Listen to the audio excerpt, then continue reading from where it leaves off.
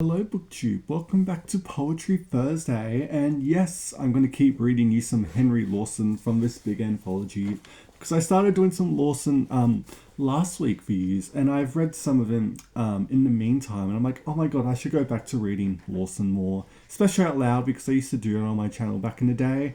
But anyway, here's Andy's Gone with the Cattle. I know, look at me going with the cattle, and anyway, here it is. This is a really good one.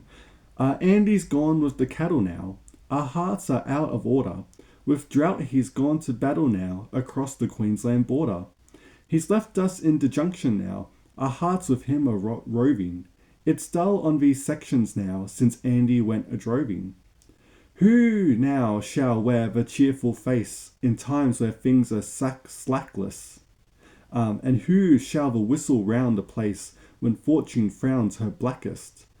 Oh, who shall cheek the squatter now when he comes around a snarling? His tongue is growing hotter now since Andy crossed the Darling. Oh, may the showers in torrents fall and all the tanks run over, and may the grass grow green and tall in pathways of the drover. And may good angels send the rain on desert stretches sandy, and when the summers come again, gone grants will bring us Andy. And that's Andy's Gone with the Cattle, and I thought, well, let's do one more because that was a bit short. I didn't realize how short that one was. But here is The Roaring Days. So let's see what Lawson wrote. The night too quickly passes, and now we are growing old. So let us fill our glasses and toast the days of gold. When finds of wondrous treasure set all the south ablaze, and you and I are faithful mates all through the roaring days.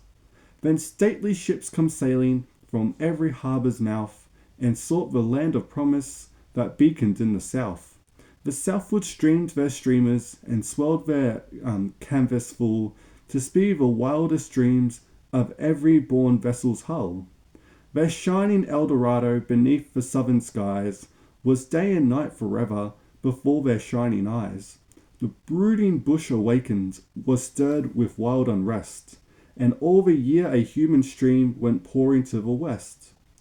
The rough bush roads re-echoed the bar-room's noisy din, when troops of stalwart horsemen dismounted at the inn, and oft the joyful greetings, with hearty clasp of hands, would tell of sudden meetings of friends from the other lands. And when the cheery campfire explored the bush with gleams, the camping grounds were crowded with caverns of teams. And then the home jests were driven, and good old songs were sung, and choruses were given the strength for heart and lung. Oft when the camps were dreaming, and fires began to pale, through rugged ranges and gleaming swept the royal mail. Behind 6 foaming horses, and lit the flashing lamps, old Cobb & Co's in a royal state went dashing past the camps.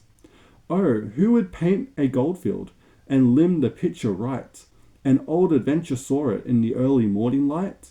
The yellow mounds of mullock with spots of red and white, the scattered quartz which glistened like diamonds in the light. The azure line of ridges, the bush and darkest green, the little homes of Casio, and dotted all the scene. The flat straw hats which rainbands that old engraving show, the dresses that still remind us of sailors long ago. I hear the fall of timber from distant flats and fells, the pealing of the anvils as clear as little bells, the rattle of the cradle, the clack of the wildling's blows, the flutter from the crimson flags above the golden holes. Ah, when their hearts were bolder, and if Dame Fortune frowned, their swags they'd likely shoulder, and tramp to other ground.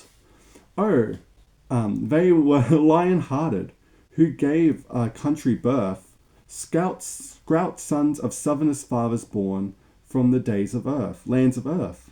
Those golden days are vanished, and altered is the scene. The diggings are deserted, the camping grounds are green, the flaunting flag of progress is in the west unfurled, the mighty bush with iron rails is tethered to the world. And that's your little Poetry Thursday for today. I don't know how long we'll keep going with Henry Lawson. We may switch it up and do someone else, but who knows? We'll see last minute when I decide next week. But yeah, thank you so much for listening, BookTube, and I will see you next time.